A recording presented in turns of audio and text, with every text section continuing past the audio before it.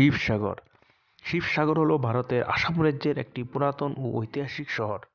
ভারতীয় ইতিহাস মতে অহোম সাম্রাজ্যের রাজধানী এই স্থানে ছিল। দিখৌ ও দিসাং নদী, জয়দুল, দেবীদুল ইত্যাদি অতীতের কীর্তিচিহ্ন নিয়ে সমৃদ্ধ শিবসাগর শহর একটি আকর্ষণীয় পর্যটনস্থল। এই শহরটির পুরাতন নাম ছিল রংপুর। এখানে শিবসাগর নামকরণ করা হয়েছে এখানে বিখ্যাত জলাশয় শিবসাগর পুকুর থেকে। স্বর্গদেউ রুদ্র সিংহের মৃত্যুর পর তাহার ভাই শিবসিংহ রাজ সিংহাসনে বসেন। শিবসিংহের 4টি পত্নী থাকা সত্ত্বেও তিনি চিন্তলিয়া নটের কন্যা ফুলমতী বা ফুলেশ্বরীকে বিবাহ করেন। রাজার পত্নী হয়ে ফুলমতী নাম বদল করে প্রমথেশ্বরী নাম গ্রহণ করেন। ফুলমতী সুন্দরী, বুদ্ধিমতী ও উচ্চবিলাসী ছিলেন। মিথ্যা দোষারোপ করে রাজাকে সিংহাসন থেকে পদচ্যুত করিয়ে ফুলমতী নিজে সিংহাসনে বসেন। সন্তান জন্ম দেওয়ার সময় ফুলমতীর মৃত্যু হয়। ফুলমতীর মৃত্যুর পর রাজা শিবসিংহ ফুলমতীর বোন দ্রৌপদীকে বিবাহ করেন। রানী হয়ে দ্রৌপদী অম্বিকা নাম গ্রহণ করেন। রানী অম্বিকা স্বামীর নামে একটি বিশাল পুকুর খনন করান, যা শিবসাগর নামকরণ করা হয়। রাজা শিবসিংহের নামে শিব ও বিশাল জলাশয় হওয়ার জন্য সাগর দুই মিলিয়ে সরোবরটির নাম শিবসাগর রাখা হয়। ব্রিটিশ শাসনকালে এই অঞ্চলে প্রশাসনিক কাজের কেন্দ্র ছিল, তাই কালক্রমে এই স্থানের নাম শিবসাগর নামে পরিবর্তিত হয়ে যায়। শিবসাগর যেতে গেলে গুয়াহাটি থেকে ট্রেন ও শিবসাগর স্টেশন অবধি অথবা নিকটবর্তী স্টেশন শিমুলগুড়ি থেকে যাওয়া যায়। শিমুলগুড়িতে প্রতিদিন 3 থেকে 4টি ট্রেন গুয়াহাটি থেকে যায়। শিমুলগুড়ি থেকে 22 কিলোমিটার দূরে শিবসাগর শহরটি অবস্থিত। এছাড়া রাজধানী গুয়াহাটি থেকে এই অঞ্চলে নৈশ বাস যাত্রার সুবিধা আছে। তেজপুর থেকে সচরাচর বাসের ব্যবস্থা আছে। নিকটবর্তী শহর ডিব্রুগড় থেকে ভারতের বিভিন্ন স্থানে যাওয়ার জন্য ট্রেনের সুবিধা আছে। এই শিবসাগর নিয়ে আজকে আমি এই ভিডিওতে নিয়ে এলাম। শিবসাগর আমি আগরতলা থেকে কিভাবে গেলাম, কোথায় থাকলাম এবং শিবসাগরের যাবতীয় পর্যটন স্থানগুলিকে এই ভিডিওতে তুলে ধরার চেষ্টা করেছি। গুড মর্নিং ফ্রেন্ডস, অনেকদিন পরে ফিরে এলাম। কোনো একটা কারণবশত অনেকদিন আমি আসতে পারি নাই। তো আজকে এখন আমি আছি শিমুলগুড়ি জংশন। আমি আগরতলা থেকে এসেছি, প্রায় 400 কিলোমিটার জার্নি করেছি। আগরতলা থেকে শিলচর হয়ে তারপর শিমুলগুড়ি জংশনে এসেছি। এখন যাবো শিবসাগর। তো এখন এই শিমুলগুড়ি জংশনে নেমে রিটার্নিং রুম আছে, এখানে বুক করেছি। এরপর শিমুলগুড়ি থেকে ম্যাজিক করে বা বাসে করে দেখি শিবসাগর যাওয়া যায়। চলো দেখি এখন আমাদের Simulguri junction, Simulguri rail station একটু দেখাবো। তারপর এখন আছি জিরানিয়া স্টেশন। আজকে কোনো একটা কারণবশত আগরতলা শিলচর 15663 ট্রেনটি জিরানিয়া থেকে ছাড়ছে। আগরতলা স্টেশনে কোনো টেকনিক্যাল প্রবলেম আছে, এই জন্য আজকে সেটা জিরানিয়া থেকে ছাড়ছে। এখন বাজে 11:20, 11:28 টাকা সেটা এখান থেকে ছাড়বে। আজকে আমার এই জার্নি থাকবে আগরতলা থেকে শিলচর এবং পরবর্তী সময়ে শিলচর থেকে শিমুলগুড়ি। ঠিক আছে, আজকে চলছো এই ভিডিওতে আগরতলা শিলচরের journey. So good morning guys, I'm Adrita Chakrabarti and today we are going to Guwahati. So we will enjoy a lot there. We just ate our breakfast at train only, and I'm willing to sleep at the see here train, and I'm willing to sleep in the upper part, but it is so messy that I can't. What can I do now? We ate snacks and bye. Sivasagar জেলাতে অবস্থিত। তো এখন আমি দেখাবো শিমুলগুড়ি জংশনের একটা AC returning room, মানে railway returning room, একদম স্টেশনের সাথে একটা রিটার্নিং রুম। তো ওই রিটার্নিং রুম আমি বুক করেছি অনলাইনে, একদম কম খরচে এসি রুম এবং খুব ভালো ফেসিলিটি আছে। তো চলো দেখাই আমি আগে আমার এই শিমুলগুড়ি যে রিটার্নিং রুমটা আছে সেটাকে আমি দেখানোর চেষ্টা করছি কি কি ফেসিলিটি আছে। এই ঢুকলাম রুমে। বাহ, এখানে একটা বিছানা আছে উপরে এবং নিচে আরেকটা বেড বসানো আছে।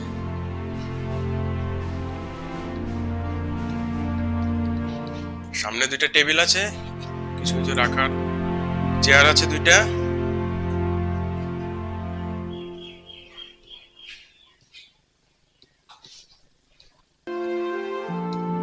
একটাই এখানে রুম আছে এবং সেটা হলো এসি। এই যে এসি, ফ্যান লাইট। আর এবার আমি যাচ্ছি বাথরুমের দিকে। এ হলো বাথরুম, ওয়েস্টার্ন টয়লেট, সাথে গিজার। এটা আমি অনলাইনে দেখেছিলাম বুক করার সময়। গিজার আছে। আর এ হলো ট্যাপ। আর বের হয়ে সামনে একটা আয়না আছে। এলো শিমুলগুড়ি এসি রিটার্নিং রুম, এবং সেটা মাত্র 400 টাকা দিয়ে বুক করেছি। ফ্যামিলি 400 টাকা, 2টা বেড আছে।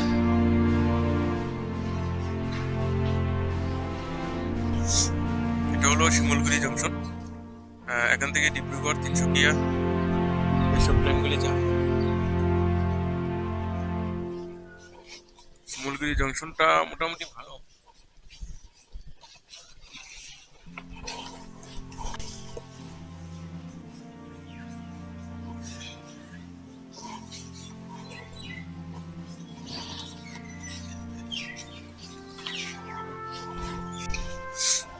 শিমুলগুড়ি জংশন থেকে বেরিয়েছি। শিমুলগুড়ি স্টেশন থেকে বেরোলে এখানে প্রচুর টোটো এবং ছোট গাড়ি পাওয়া যায়।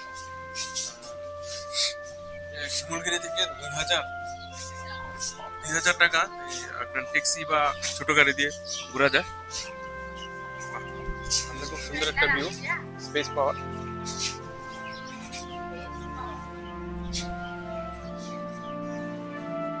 আর এ হলো এই যে প্রচুর গাড়ি এখানে দাঁড়িয়ে আছে। আর শিবসাগর থেকে ওই সামনের গেটটা বের হলেই ওখানে ম্যাজিক পাওয়া যায়। 50 টাকা করে ম্যাজিক নেবে। এই গাড়িগুলি নিলে 2000 টাকা করে নেবে। আমি 200 টাকা 1400 টাকা 1500 টাকা দিয়ে আমি করেছি। পুরো শিবসাগর ঘুরে আবার শিবসাগর যেতে লাগে।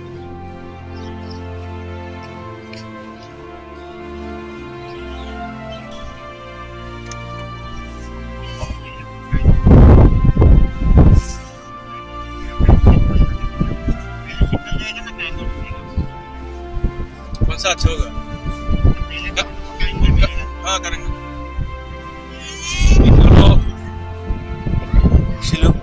শিমুলগুড়ি বাইরের জায়গায় এই যে নতুন ম্যাজিক দাঁড়িয়ে আছে, ওখান থেকে যাওয়া যায়।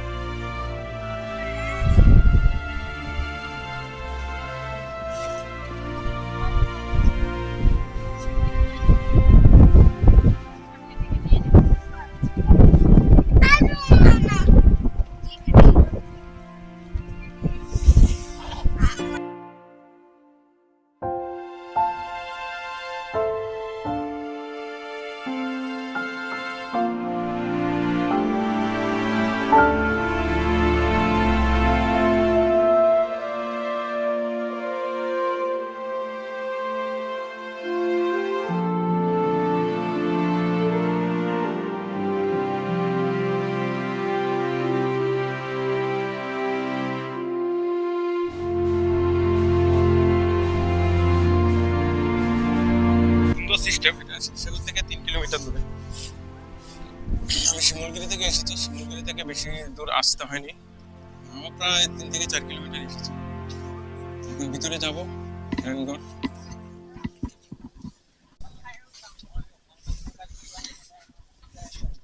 সুন্দর সিস্টেম। এই আমি অনলাইনে সবকিছু বুক করলাম।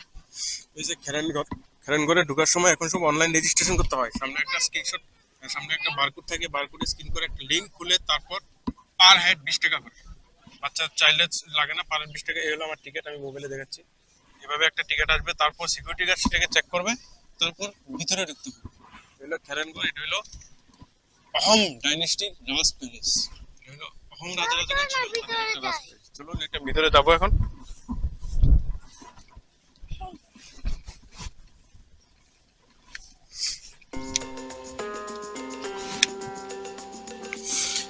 ঐতিহাসিক স্থান বলতে এরকম কিছু নিদর্শন পাওয়া যায়। আমাদের ত্রিপুরা তো আছে, সুন্দর। এদিক দিয়ে ঢুকে ওদিক দিয়ে, এদিক দিয়ে ঢুকলো ওদিক দিয়ে।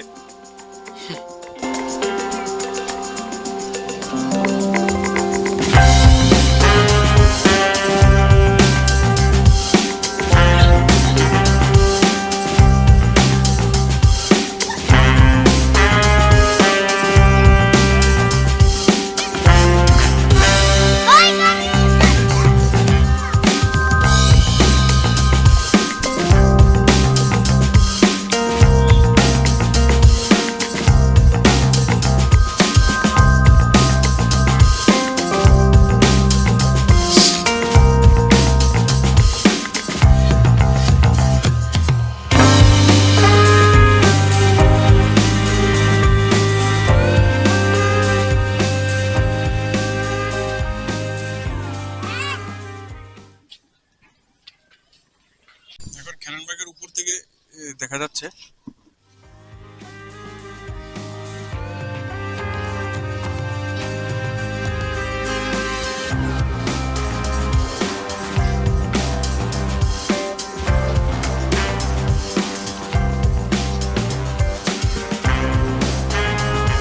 এখানে গাছ দিয়ে সুন্দর করে লেখা আছে অহম রাজ প্যালেস।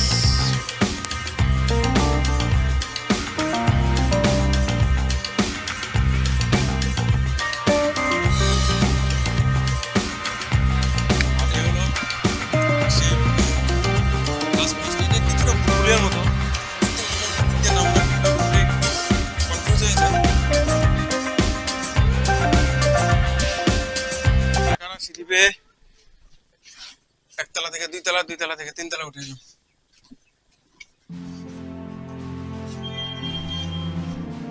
এই এলো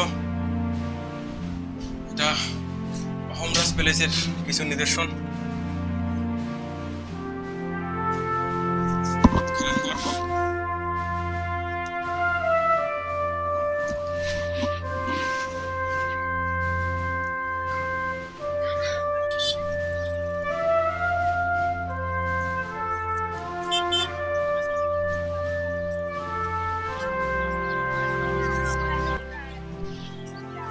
এটা হলো শিবডোল, ভারতের উচ্চতম শিব মন্দিরের মধ্যে একটা।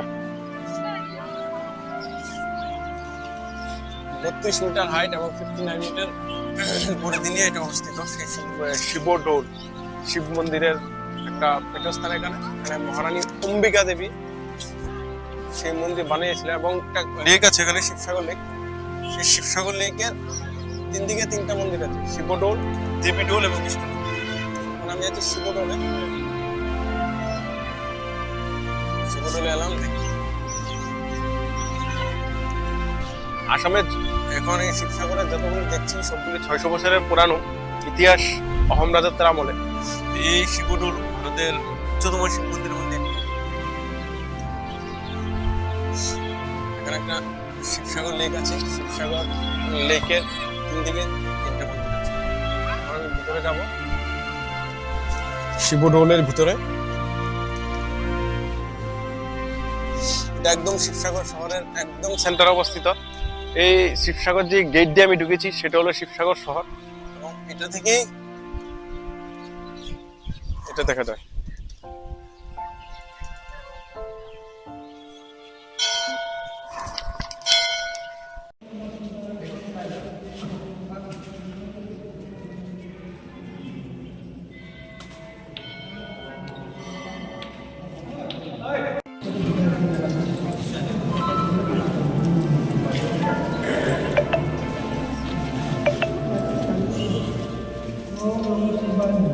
একটা কথা, এই যে শিব মন্দিরের একদম উপরে আছে না, সেটা নাকি 2 কুইন্টাল সোনা দিয়ে তৈরি। 2 কুইন্টাল সোনা, একদম খাঁটি সোনা দিয়ে এটা, যেখানে শিবের ত্রিশূলটা দেখা যাচ্ছে। ভিতর থেকে এলাম, খুব সুন্দর। এখানে শিব ঠাকুরের লিঙ্গ আছে, শিবের শিবলিঙ্গ। আমার একটা গর্তের মধ্যে শিবলিঙ্গ আকারে পূজিত হয় এখানে।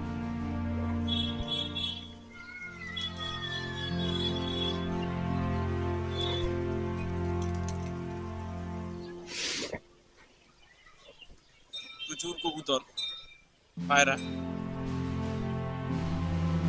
হলো শিবডোল, আর এখন যাচ্ছি দেবীডোল। একদিকে মাঝখানে শিবডোল, একদিকে আছে দেবীডোল, আর মানে শিবডোলের বাম দিকে আছে দেবীডোল, ডান দিকে আছে বিষ্ণুডোল। এখন দেবীডোল,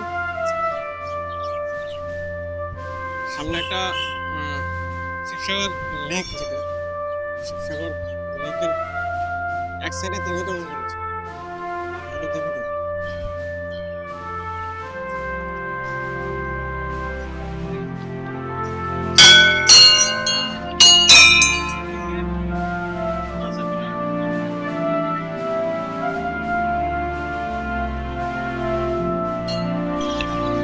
এই হলো মেইন শিবসাগর শহর।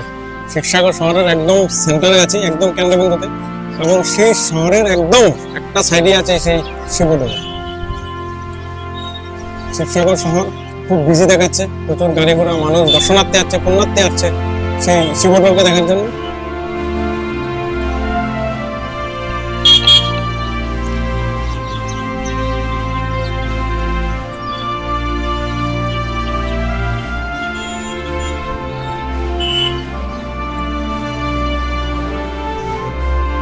এই হলো শিবসাগর লেক, কত বড় লেক।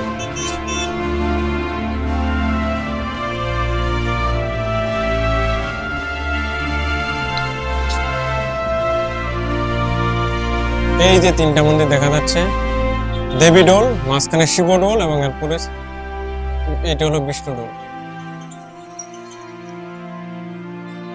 এটা হলো রংঘর। রংঘরে ঢোকার সঙ্গে সঙ্গে 5 পোলিও শিবির হচ্ছে। এখানে 0 থেকে 5 বছরের বাচ্চাদের পোলিও খাওয়ানো হচ্ছে, ওষুধ। ভালো ভালো একটা সিস্টেম। এটা হলো আসামের রংঘর, যেটা কলসিয়াম অফ দ্য ইস্ট বলা হয়।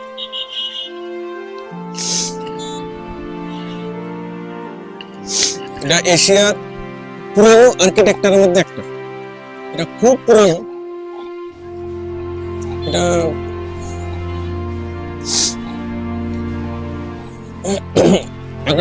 শিবসাগর সিটি সেন্টার থেকে 2 কিলোমিটার দূরে অবস্থিত এই রংঘর। এটা আসামের খুব সুন্দর একটা হিস্টোরিক্যাল প্লেস।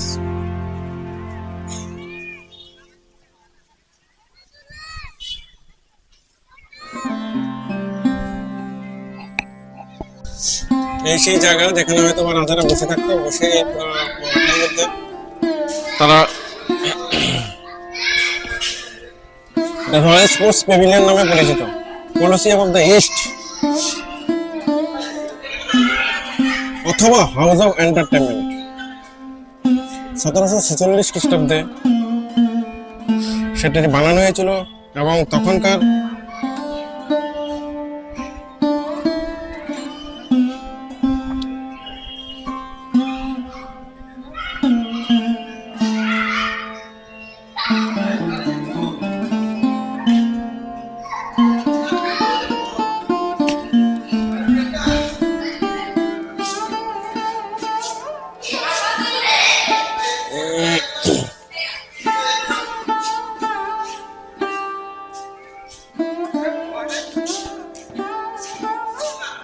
এই রংঘরও টিকিট এসে অনলাইন অফলাইন দুটোভাবেই হয়। অনলাইনে আমি ওই খেরানগঞ্জ যেভাবে করেছি সেভাবে অনলাইনে করতে হয়, কিন্তু একটা স্ক্যানার দেওয়া থাকে, ফোনপে বা গুগল পে দিয়ে স্ক্যানারটা স্ক্যান করলেই লিঙ্ক এসে পড়বে এবং এই লিঙ্কে ক্লিক করলে হয়ে যায়। রংঘরের টিকিট এভাবে করা যায়। খেরানগড়ে 20 টাকা, রংঘরে 25 টাকা, আর এটা 25 টাকা করে। ভালোই হিস্টোরিক্যাল ভালোই লেগেছে সেই রংঘর। এখন যাব আরেকটি ঐতিহাসিক স্থান, তালাতল হাউস। এখন যাচ্ছি তালাতল ঘাট। এটা আর একটা জায়গা, রংঘর থেকে 1 কিলোমিটার। তালাতল ঘর, এটা মুঘলরা যখন আসামে অহমদের হামলা করতো তখন সেই তালাতল ঘরে নাকি ওরা আসতো এবং সেখান দিয়ে পালানোর অনেক ব্যবস্থা আছে। তো এই তালাতল ঘরের আশেপাশে প্রচুর দোকান এবং সামনে একটা মাঠও আছে। প্রচুর স্টুডেন্ট দেখা যাচ্ছে পিকনিকের জন্য এসে। প্রচুর দোকান আছে এখানে।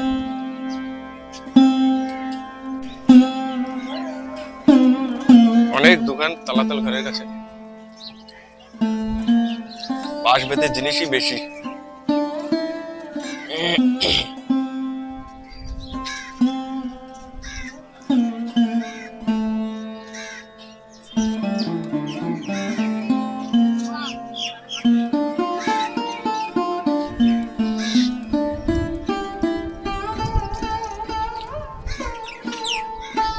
তালাতল ঘরে ঢুকলাম, সেটাও সেবার অনলাইনে টিকিট কাটতাম। আবার বলছি, তালাতল ঘর, খেরানগড় এবং রংঘর তিনটাতেই অনলাইনে টিকিট কাটলাম।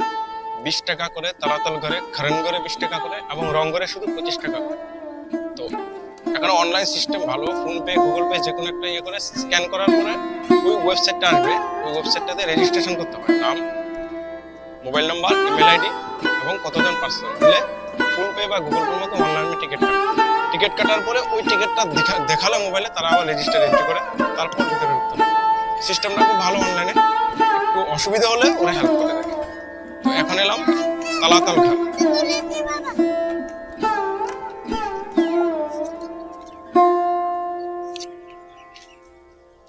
এটা 7 তলা বিশিষ্ট একটি প্রাসাদ। এখানে মাটির নিচে 4টা তলা এবং উপরের নিচে আছে 3টা তলা। এবং উপরের যে তলাটা যেখানে আমরা এখন আছি, এখানে যাচ্ছি, সেটাকে খারেনগড় বলা হয়। এই খারেনগড় এবং সেই তালাতাল ঘরে নাকি 2টা সুড়ঙ্গ আছে। দেখাবো সুড়ঙ্গগুলি। একটা সুড়ঙ্গ সেই খারেনগড়ে গিয়েছে, যেখানে খারেনগড়কে দেখিয়েছি। এখান থেকে প্রায় 10-15 কিলোমিটার হবে কি খারেনগড়। 1765 খ্রিস্টাব্দে রাজেশ্বর সিং এর রাজত্বকালে নির্মিত হয়েছিল। এটা রাজ দরবারের আসন। এটা হলো রাজ দরবার হতো এখানে।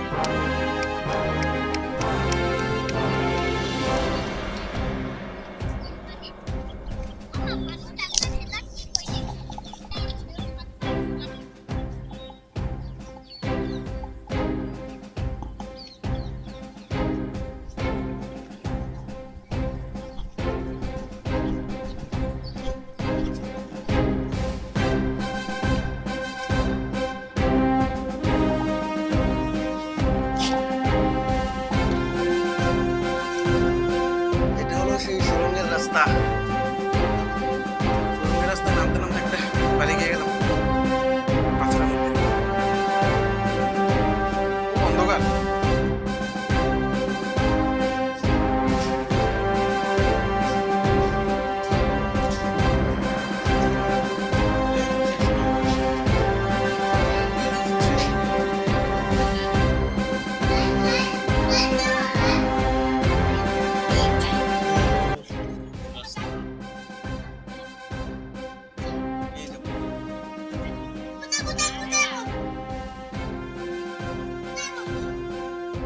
ওরা যতবার ওদের আক্রমণ করেছে, ওরা এই সুড়ঙ্গ দিয়ে পালিয়েছে।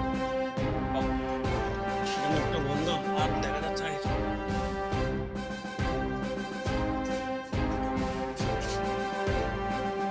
17 বার মুঘলরা অহংদানিষ্ঠের সময় 17 বার মুঘলরা এখানে হামলা করেছিল এবং বারবারই নাকি ওরা এদিক দিয়ে পালিয়ে গেছে। এবং সেই সুড়ঙ্গ ভিতরে যেতে ইচ্ছে হচ্ছে না, গভীর এবং খতরনাক মনে হচ্ছে। সেই সুড়ঙ্গটা এখন বন্ধ করে দিয়েছে পাথর দিয়ে। সেই সুড়ঙ্গটা নাকি খারেনগড় পর্যন্ত, মানে 16 কিলোমিটার ডিস্টেন্স এখান থেকে সেই সুড়ঙ্গ।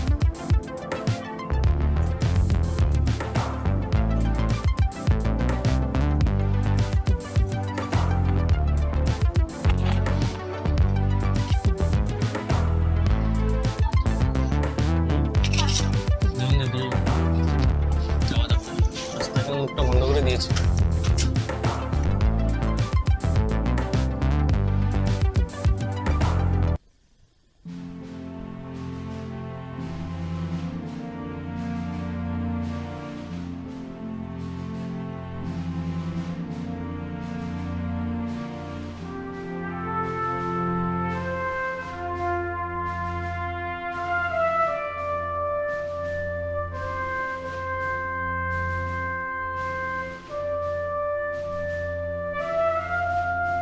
এখন যাচ্ছি জয়সাগর ট্যাঙ্ক। জয়সাগর এটা আরেকটা শিবসাগরের লেক। সেই জয়সাগর জয়দুল মন্দির, সেই মন্দিরে যাব।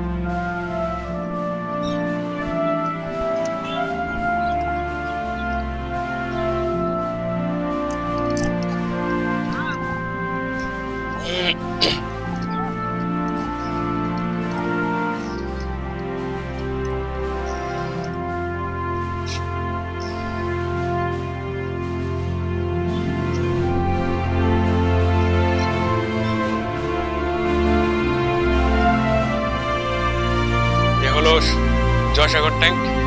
এখানে বোটিং এর ব্যবস্থা আছে।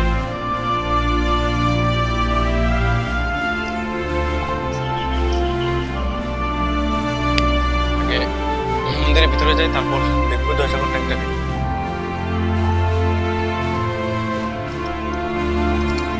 এই জয়সাগর ট্যাঙ্ক 45 দিনের মধ্যে বানানো হয়েছে এবং এটি এশিয়ার সবচেয়ে বৃহত্তম মানব সৃষ্ট লেক। এশিয়ার বৃহত্তম মানব সৃষ্ট লেক এটা কথিত আছে। এটা আসামের ইতিহাস থেকে জানা যায়। এবং এখানে বিভিন্ন পরিযায়ী পাখির প্রচুর দেখা যায়। এটা ভূগর্ভ থেকে 14 ফুট উপরে অবস্থিত। বাহ, গ্রাউন্ড লেভেল থেকে 14 ফুট উপরে অবস্থিত এই লেকটি। এটা হচ্ছে জয়সাগর টেক।